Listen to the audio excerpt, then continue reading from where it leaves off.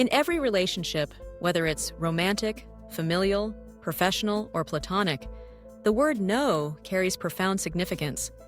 At its core, no is more than just a simple response or rejection.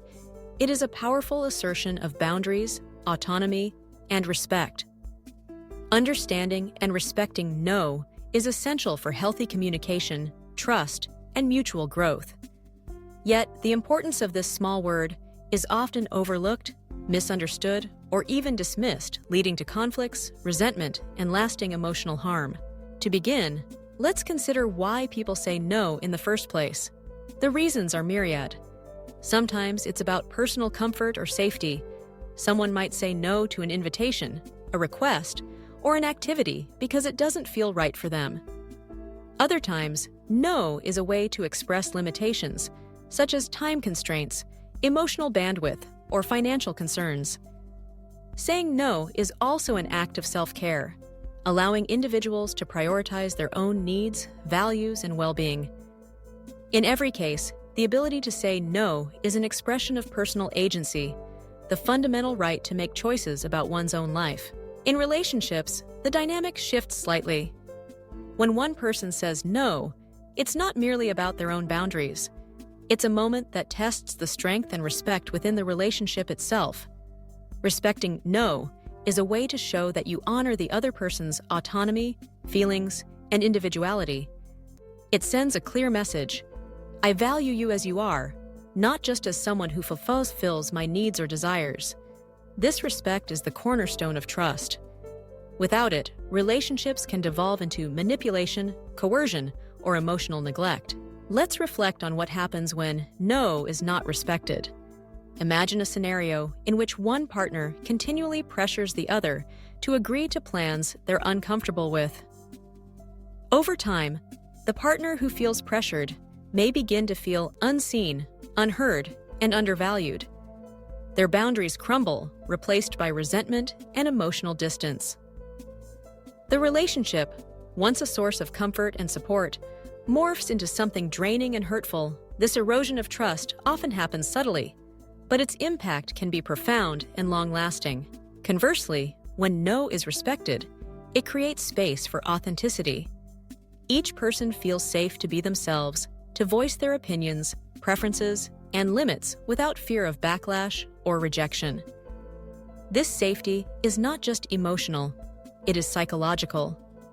It allows relationships to flourish, as both parties can engage honestly, without the need to hide or suppress their true selves. In this environment, love, friendship, and cooperation thrive, rooted in mutual appreciation and understanding. It's important to note that respecting no does not mean agreeing with every boundary or decision.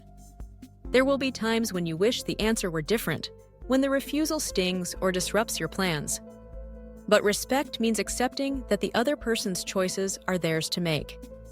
It means responding with empathy, not frustration, and seeking to understand the reasons behind the boundaries rather than trying to override them.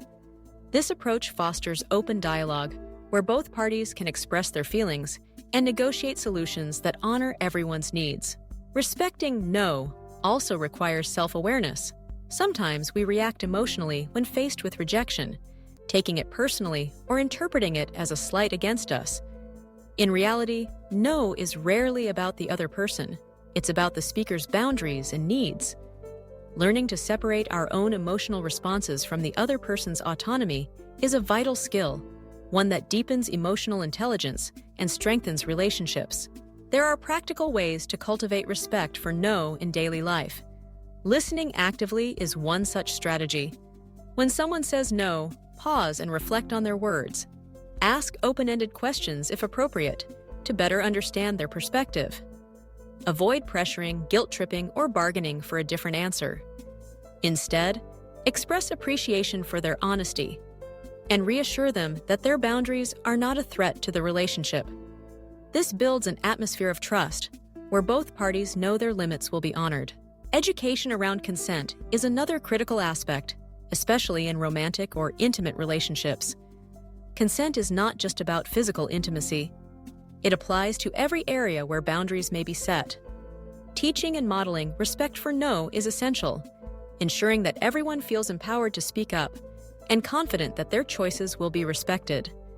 This foundation is key to preventing abuse, harassment, and manipulation, creating safer and more fulfilling connections. Society also plays a role in shaping our attitudes toward no.